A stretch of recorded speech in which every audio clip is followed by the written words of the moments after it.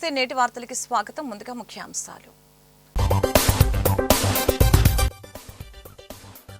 పేదల ఆరోగ్యానికి సీఎంఆర్ఎఫ్ సంజీవని రాష్ట్ర పర్యాటక శాఖ మంత్రి కందుల దుర్గేష్.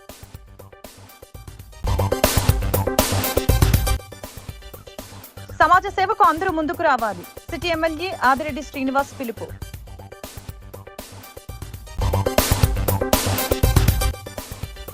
అన్యాయంగా వేధిస్తే కుక్క చావు చస్తారు. మిథున్ రెడ్డి అరెస్టుపై వైసీపీ నాయకుల స్థాపనార్థాలు. 250 రూపాయలు విలువ చేసే యూరియా కట్ట బ్లాక్ లో 700 రూపాయలకు అమ్ముతున్నారని కృష్ణా జిల్లా పెనమలూరు నియోజకవర్గం వైసీపీ సమన్వయకర్త దేవా భక్తుని చక్రవర్తి కూటమి ప్రభుత్వంపై మండిపడ్డారు.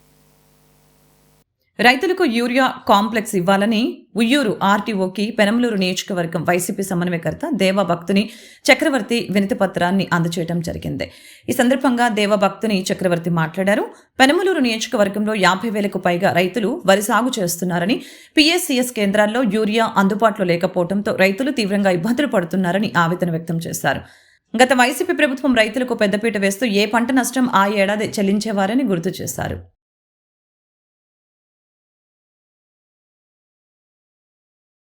ఉయ్యూరు ఆర్డీఓ గారికి మేము సుమారు ఈ నియోజకవర్గంలో 50,000 ఎకరాలు పైచీలకు సాగులో ఉంటే 35,000 ఎకరాలు పైచీలకు వరి సాగు నడుస్తున్నటువంటి ఈ తరుణంలో కనీసం రైతాంగానికి పిఎస్సి కేంద్రాలు సుమారు 24 కేంద్రాలు ఉంటే మచ్చుకు కూడా యూరియా స్టాక్ లభించినటువంటి పరిస్థితి. మేము రైతు భరోసా కేంద్రాలు ఎలాగూ నిర్వీర్యం చేసేసి రైతులకి అందించాల్సినటువంటి సకాలంలో అందించాల్సినటువంటి యూరియాని అందచేయనటువంటి కారణంగా రైతులు బ్లాక్ మార్కెట్ వైపు తొంగి చూసి 260 రూపాయలు ఉండాల్సినటువంటి ఎరువు కట్టని సుమారు 360 రూపాయలు పెట్టి వెచ్చించి కొనేటువంటి పరిస్థితిలో వైఎస్ఆర్ కాంగ్రెస్ పార్టీ వారి తరపున పోరాబాటు బట్టి మా యొక్క రైతుల యొక్క కష్ట నష్టాలని విన్నపించుకోవడానికి మేము ఈ కార్యక్రమం చేపట్టడం జరిగింది. ఎందుకనంటే మీరు గమనించినట్లయితే వరి సాగులో సుమారు 3 నుంచి 4 యూరియా కట్టలు పట్టేటువంటి పరిస్థితి ప్రతి ఎకరాకు ఉంటుంది. కానీ ఈ ప్రభుత్వం మేము రైతుల పక్షపాతి అని చెప్పుకునేటువంటి ఈ ప్రభుత్వం గాఢ మొద్దు నిద్రపోతూ కనీసం యూరియాను కూడా సప్లై చేయలేటటువంటి నిస్సహాయ పరిస్థితిలో ఈ కూటమి ప్రభుత్వం ఉంది. ఎందుకంటే రైతులు కనీసం యూరియా కాంప్లెక్స్ కావాలంటే 1,360 రూపాయలది పైచీలు ఒక 100 రూపాయలు పైన బ్లాక్ మార్కెట్లో దొరుకుతున్నటువంటి పరిస్థితి. రైతు దిక్కుతోచిన పరిస్థితిలో ఈ కష్టాల్లో ఏలాడుతూ అలాగే రైతులకు అందించాల్సినటువంటి ఏదైతే రైతు భరోసా పేరు మార్చి అన్నదాత సుఖీభావ అని పెట్టుకుని గడిచినటువంటి సంవత్సర కాలంలో ఒక్క రూపాయి కూడా కనీసం రైతాంగానికి అందించినటువంటి దౌర్భాగ్యమైన ప్రభుత్వం ఏదైనా ఉందంటే అది ఈ కూటమి ప్రభుత్వం అని తెలియజేసుకుంటా ఉన్నాం. గత సంవత్సర కాలంలో ₹1 కూడా పెట్టుబడి సాయం అందించకుండా మళ్ళా కేంద్ర ప్రభుత్వం ఇచ్చినటువంటి 2,000 రూపాయలు జోడించి మేము కూడా వేస్తామని చెప్పి ఇప్పుడు ప్రగల్భాలు పలికే ఈ ప్రభుత్వం రైతులకి ఎకరాకి 830 రూపాయలు ఎకరాకి ఇన్సూరెన్స్ క్రాప్ ఇన్సూరెన్స్ వసూలు చేసేటువంటి పరిస్థితిలో ఈ ప్రభుత్వం నడుస్తూ ఉందంటే ఇంతకన్నా హేయనీయమైన సిగ్గుమాలినటువంటి చర్య వేరేదేమో ఉండదని మీ ద్వారా తెలియజేసుకుంటా ఉన్నా. ఎందుకంటే prohibition and excise deputy commissioner T Srinivasarao ఆధ్వర్యంలో విజయవాడ రూరల్ మండలం ఎన్కేపాడు ఎస్ఆర్కే ఇంజనీరింగ్ కళాశాల ప్రాంగణంలో విద్యార్థులకి డ్రగ్స్ అవేర్నెస్ ప్రోగ్రాం నిర్వహించడం జరిగింది. ఈ కార్యక్రమంలో ఎక్సైజ్, ప్రొహిబిషన్, సైకియాట్రిస్ట్స్ అలాగే అధికారులు విద్యార్థులకి డ్రగ్స్ వాడకం పట్ల నష్టాల గురించి అవగాహన కల్పించడం జరిగింది. ఈ సందర్భంగా excise and prohibition deputy commissioner T Srinivasarao మాట్లాడారు. డ్రగ్స్ వాడకం వలన జరిగే నష్టాల గురించి విద్యార్థులకు అవగాహన కల్పించడం జరిగిందని, సమాజంలో డ్రగ్స్ వలన ఎదురయ్యే దుష్ఫలితాల గురించి విద్యార్థులకు వివరించామని తెలిపారు.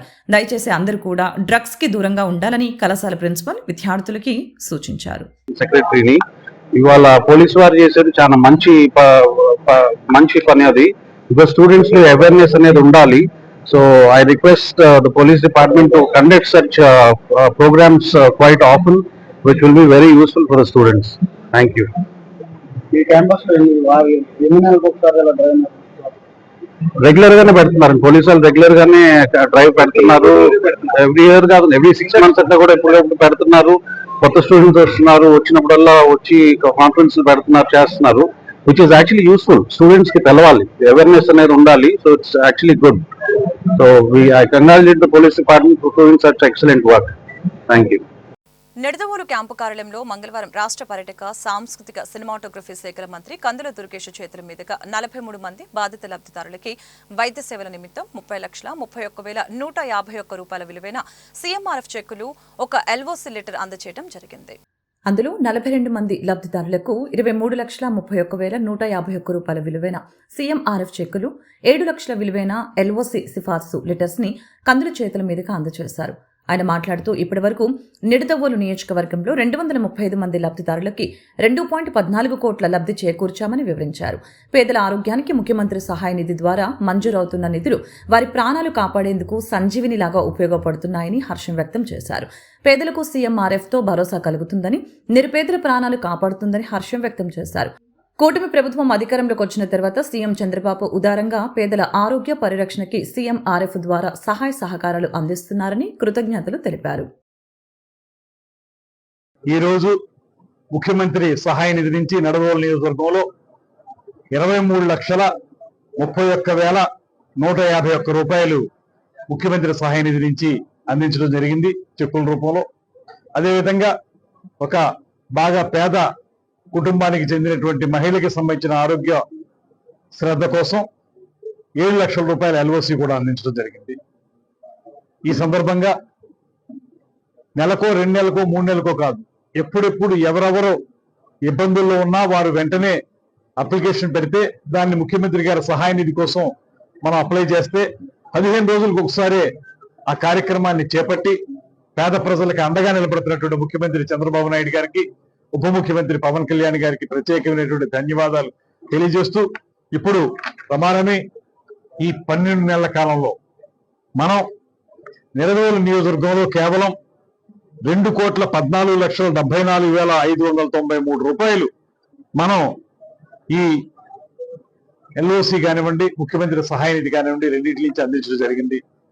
ఇంత 12 నెలల కాలంలో 2 కోట్ల పైచిలకు ప్రమాణమే 2,50,00,000 వరకు ఇవ్వటం అంటే సామాన్యమైన విషయం కాదు. స్థానిక తిలక రోడ్డు నగర టీడీపీ కార్యాలయం వద్ద భవానీ చారిటబుల్ ట్రస్ట్ ద్వారా ప్రతిభ కలిగిన విద్యార్థులకి ఫీజు నిమిత్తం, పలువురికి వైద్య ఖర్చుల నిమిత్తం ఆర్థిక సహాయం, 1.5 ఏళ్ల వయసు కలిగిన బాలుడికి 3 నెలలకి సరిపడే మందుల్ని అందజేయడం జరిగింది. అలాగే ఆర్ఎస్ న్యూరో మల్టీ స్పెషాలిటీ ఆసుపత్రి సమకూర్చిన 2 ట్రై సైకిళ్లను దివ్యాంగులకు అందజేశారు. ఎమ్మెల్యే ఆదిరెడ్డి మాట్లాడుతూ నగరంలో అనేక మంది సంపన్నులు ఉన్నారని, వారంతా పేదలను ఆదుకునేందుకు ముందుకు రావాలని కోరారు. ముఖ్యమంత్రి నారా చంద్రబాబు నాయుడు కూడా P4 ద్వారా బంగారు కుటుంబాలను ఆదుకునేందుకు సంకల్పించారని, దానికోసం మార్గదర్శకులను ఎంపిక చేసి ఆ పేద కుటుంబాలను ఆదుకోవాలని పిలుపునిచ్చారని అన్నారు. సామాజిక సేవలో తరలిస్తున్న ఆర్ఎస్ న్యూరో మల్టీ స్పెషాలిటీ నిర్వాహకులు, వైద్యులు కాపు స్వాతిలను అభినందించారు.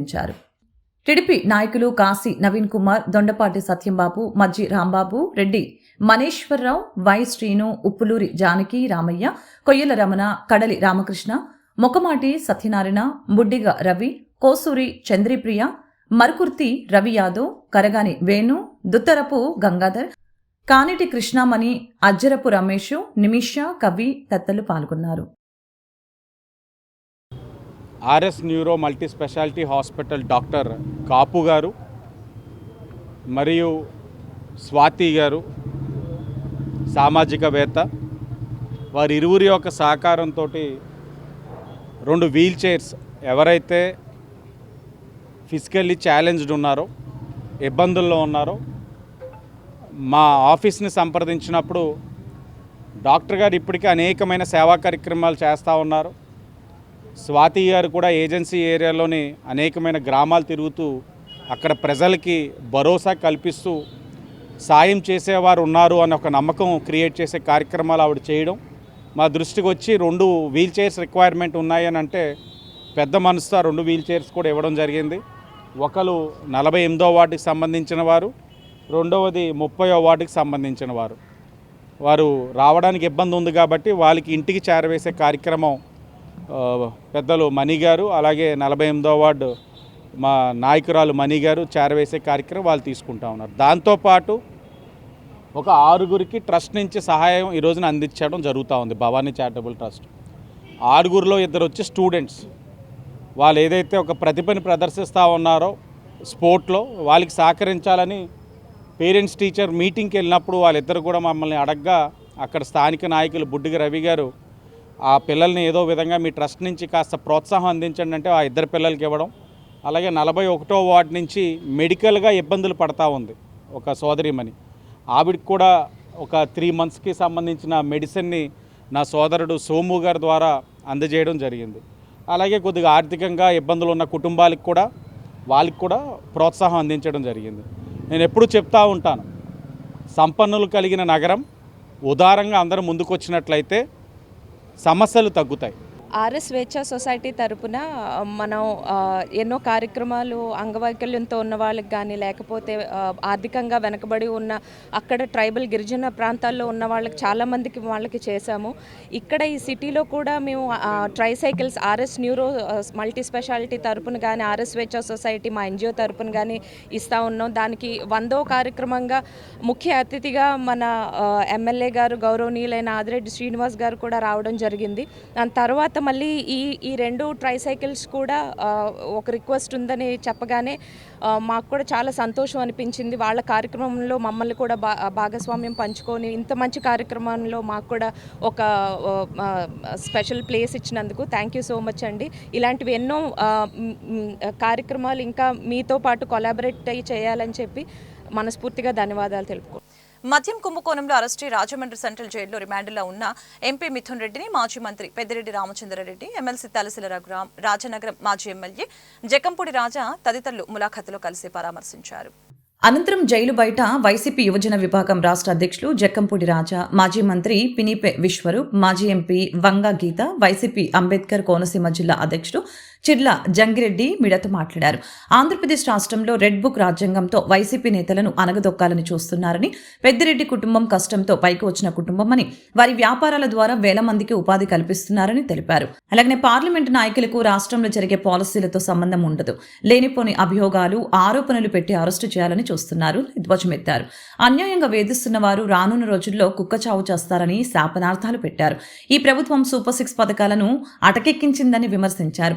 త్వరలోనే మిథున్ రెడ్డి కడిగిన ముత్యంలాగా ఈ కేసు నుంచి బయటపడతారని ధీమా వ్యక్తం చేశారు. వారి వెంట మాజీ మంత్రి చెల్లిపోయిన Venu, parliament in-charge doctor Guduri Srinivasu, RUDA మాజీ chairman Medapati Sharmila Reddy, ZP chairman Vipparthi Venugopal తదితరులు పాల్గొన్నారు. పరిస్థితి వేళ గోల్డెన్ స్పూన్తో పుట్టినటువంటి వ్యక్తికి ఓ పక్కన కోర్టులు చాలా స్పష్టంగా ఒక స్పెషల్ క్లాస్ ప్రోటోకాల్ ఉంది, ఈ రకమైనటువంటి ఫెసిలిటీస్ ఆయనకి ఇవ్వండి అని చెప్పి స్వయంగా కోర్టే మరి ఆర్డర్స్ ఇచ్చినప్పటికీ కూడా వాటిని పక్కన పెట్టి లోపల ఆయన ట్రీట్ చేస్తూ ఉన్నటువంటి విధానం చూస్తే నిజంగా ఈ రాష్ట్రంలో కానీ లేకపోతే ఈ దేశంలో కానీ చట్టాలు ఏమైపోతూ ఉన్నాయి, అంబేద్కర్ గారు రాసినటువంటి రాజ్యాంగం ఎక్కడికి వెళ్ళిపోతూ ఉంది అని చెప్పి నిజంగా ఏదో ఆటవిక పాలనలో ఉన్నామా, మనం అడవిలో బ్రతుకుతూ ఉన్నామా అని చెప్పి ఆలోచనలోకి వెళ్ళేటటువంటి పరిస్థితి కనిపిస్తూ ఉంది. అక్రమ కేసులు బనాయించమంటున్నారు, జైళ్ళలో పెట్టి మగ్గించమంటున్నారు. అందుకే మేము కోరుతున్నాం న్యాయస్థానాల్ని, ఆంధ్రప్రదేశ్లో వచ్చే కేసులు ఏవైతే ఎవరి పరిధిలోకి వస్తాయో న్యాయాధీశులు అన్నీ కూడా పరిశీలించాలి. ఇప్పటికే కొన్ని కేసుల్లో మరి కొంతమంది మీడియాకు సంబంధించిన వ్యక్తులు అరెస్ట్ అయినప్పుడు కొంతమంది న్యాయవాదులు ప్రశ్నించి ఎఫ్ఐఆర్లు వెనక పంపిన సంగతులు కూడా ఉన్నాయి. అంటే మీరు ఇందులో ఈ సెక్షన్లు ఎందుకు వేశారని క్వశ్చన్ చేసినవి కూడా ఉన్నాయి. అంటే ఎవరి ప్రకారం ఈ కేసులు నడుస్తున్నాయి, ఎవరి ప్రకారం ఎఫ్ఐఆర్లు ఫెయిల్ అవుతున్నాయి అనేది మరి చూడాల్సిన అవసరం ఇప్పుడు అందరి మీద ఉంది. ప్రజలందరూ వీటిని గమనించాల్సిన అవసరం ఉంది. మా మిథున్ రెడ్డి గారు మరి ఇందాకే చెప్పడం జరిగింది, ఆయన రాజకీయంగా ఎంతో ఉన్నతమైన వ్యక్తి, ఉన్నతమైన కుటుంబం నుంచి వచ్చిన వ్యక్తి, ప్రజల పట్ల శ్రద్ధ గల వ్యక్తి, నియోజకవర్గంలో 3 సార్లు ప్రజల అభిమానాన్ని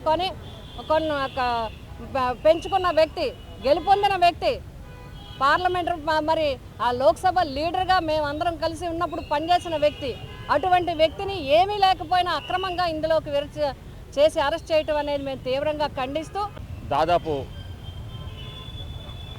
15 నెలలు పూర్తయినప్పటికి కూడా 15 నెలల కాలంలో తామిచ్చిన వాగ్దానాలని తుంగలో తొక్కి సూపర్ 6ని అటకెక్కించి కేవలం ప్రజల దృష్టి మరల్చడం కోసం అక్రమ అరెస్టులు చేస్తూ మరి ఏ విధంగా రెడ్ బుక్ రాజ్యాంగాన్ని అమల్లో చేస్తున్నారో ఇవాళ ఆంధ్రప్రదేశ్ రాష్ట్రంలో ఉన్నటువంటి ప్రజలందరూ కూడా చూస్తున్నారు. మరీ ముఖ్యంగా పత్రికా ప్రతినిధులు కానీ మీడియా మిత్రులు కానీ అందరూ కూడా చూస్తున్నారు. ఈ అక్రమ అరెస్టులను తీవ్రంగా ఖండిస్తున్నాం. మరి ఏదైతే అధికారంలోకి వచ్చిన 3 నెలలకే నా కుమారుని కూడా శ్రీకాంత్ కూడా అక్రమ కేసు పెట్టి బనాయించి దాదాపు 28 రోజులు ఇదే జైల్లో పెట్టిన సంఘటన, 37 రోజులు ఇదే జైల్లో పెట్టిన అక్రమంగా నిర్బంధించిన సంఘటన. ఈ రోజు వరకు కూడా దాని మీద ఈవేళ ఇప్పుడు కూడా ఛార్జ్షీట్ దాఖలు చేయలేని వైనమని ఇవాళ తెలియజేసుకుంటున్నాను. ఎవరైతే తప్పు చేశారో ఎంతటి వారైనా చట్టం ముందు తలదించుకోక తప్పదు. ఇవాళ వెంకటేష్ నాయుడు అనేటువంటి వ్యక్తి ఎవరైతే ఉన్నాడో అతను కూడా చంద్రబాబు నాయుడు వెనకాల ఉండే స్క్రీన్ ప్లే డైరెక్షన్ అన్నీ కూడా చేస్తున్నాడు. మన ఫామ్ హౌస్లో దొరికిన డబ్బు మరి అది కూడా ఏదైతే నారా చంద్రబాబు నాయుడు గారు ప్రతి వారం వెళ్ళి హైదరాబాద్లో పోగేసుకుంటున్న డబ్బని ఈ సందర్భంగా మీ అందరికీ తెలియజేస్తూ ఉన్నాం. ముఖ్యంగా నారా చంద్రబాబు నాయుడు గారు మనవి చేస్తూ ఉన్నాం. మీరే కాదు, ఈరోజు నారా చంద్రబాబు నాయుడు గారు ఇంకా ఉంటే 5 సంవత్సరాలు ఉంటారో 10 సంవత్సరాలు ఉంటాడు. కానీ ఎవరైతే ఇవాళ ఉద్యోగాలు చేస్తున్నట్టు వాళ్ళు ఉన్నారు, మీరు తప్పనిసరిగా రేపు రిటైర్ అయినా కూడా మీరు చేసిన తప్పులకి ప్రతిఫలం అనుభవిస్తారని చెప్పి సందర్భంగా తెలియజేస్తున్నాం. మీ దగ్గర వాస్తవాలు ఉంటే ప్రజల మధ్య తీసుకురండి, చట్ట ప్రకారం చర్యలు తీసుకోండి. అంతేగాని ఎటువంటి పసాలైనటువంటిది రోజుకొక మన 11 కోట్ల రూపాయలు చూపించారు. కోర్టు మీకు ముట్టుకేలేసింది.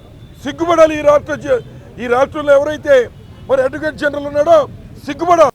ప్రజలపై విద్యుత్ భారాలు మోపుతున్న స్మార్ట్ మీటర్ల విధానాన్ని వెంటనే కూటమి ప్రభుత్వం రద్దు చేయాలని వామపక్షాలు, ప్రజా సంఘాల నాయకులు డిమాండ్ చేశారు. మంగళవారం స్థానిక జాంపేటలో ఉన్న ఏపీ ట్రాన్స్కో ఆపరేషన్ వద్ద ధర్నా చేపట్టారు. ఈ సందర్భంగా వామపక్షాల నాయకులు T Arun, T Madhu, S Kiran Kumar మాట్లాడారు. ఆదాని సంస్థలో గత వైసీపీ ప్రభుత్వం చేస్తున్న ఒప్పందాన్ని వెంటనే రద్దు చేయాలని డిమాండ్ చేశారు. ఈ విధానం ద్వారా 25,000 కోట్ల రూపాయల మేరకు ప్రజలపై ఆర్థిక భారం పడుతుందని చెప్పారు. గత సీఎం జగన్మోహన్ రెడ్డి ఈ వ్యవహారంలో ఆదాని కంపెనీ నుంచి పెద్ద ఎత్తున ముడుపులు అందుకున్నట్లు నిర్ధారణ అయిందని చెప్పారు. గతంలో లోకేష్ పాదయాత్ర సందర్భంగా స్మార్ట్ మీటర్లు ఏర్పాటు చేస్తే పగలగొట్టారని పిలుపునిచ్చారు.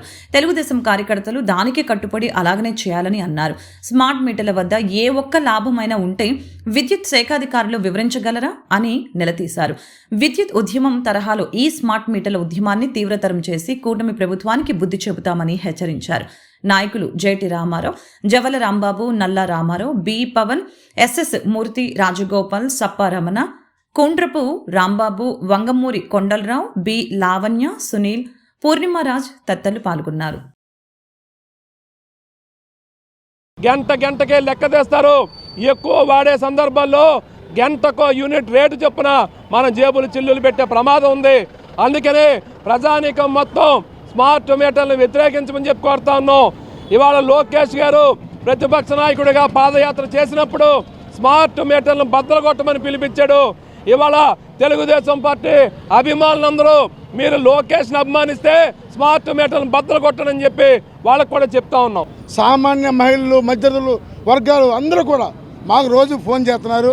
మేము అందుకనే ఈ ప్రమాదకరమైన స్మార్ట్ మీటర్లను రద్దు చేసే వరకు, ట్రూ ఆఫ్ ఛార్జీలు అదనపు భారాన్ని రద్దు చేసే వరకు వామపక్షాల ప్రజా సంఘాల ఐక్యవేదికలో ఈ పోరాటం ఆగదు. భవిష్యత్తులో ఈ పోరాటాన్ని మరో విద్యుత్ ఉద్యమం చేస్తాం. ఆనాడు విద్యుత్ జోలికొస్తే చంద్రబాబు నాయుడు మాడి మసైపోయినాడు, గుర్తుంచుకో. నేడు మరలా ఇంకోసారి వస్తున్నావు.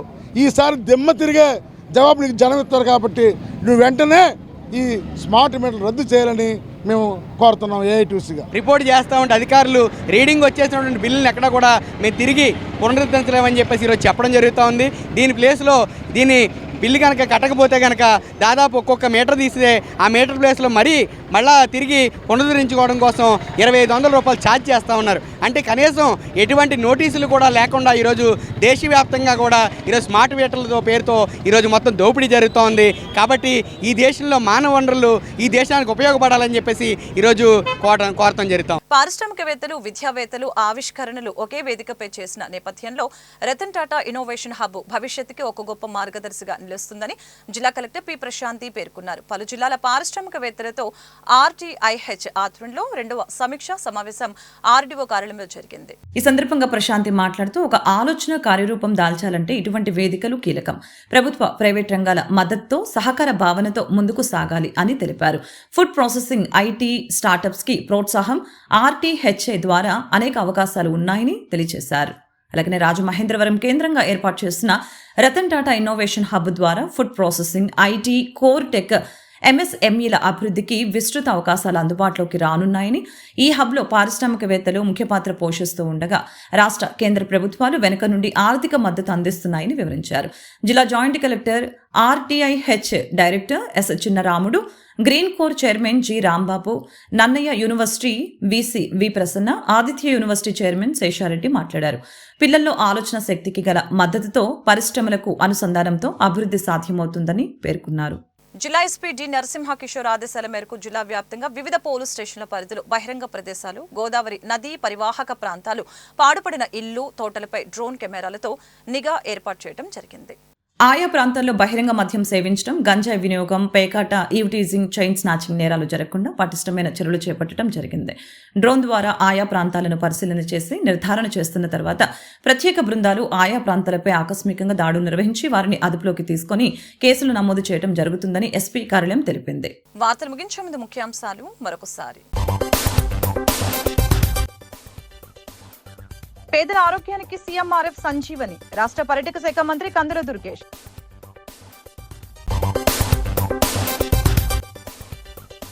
సమాజ సేవకు అందరూ ముందుకు రావాలి. సిటీ ఎమ్మెల్యే ఆదిరెడ్డి శ్రీనివాస్ పిలుపు.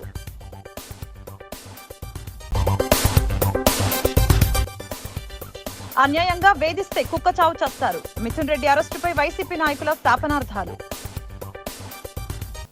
ఈ వార్తలు ఇంతటితో సమాప్తం. మరొక బులెటిన్లో మళ్ళీ కలుద్దాం. నమస్కారం.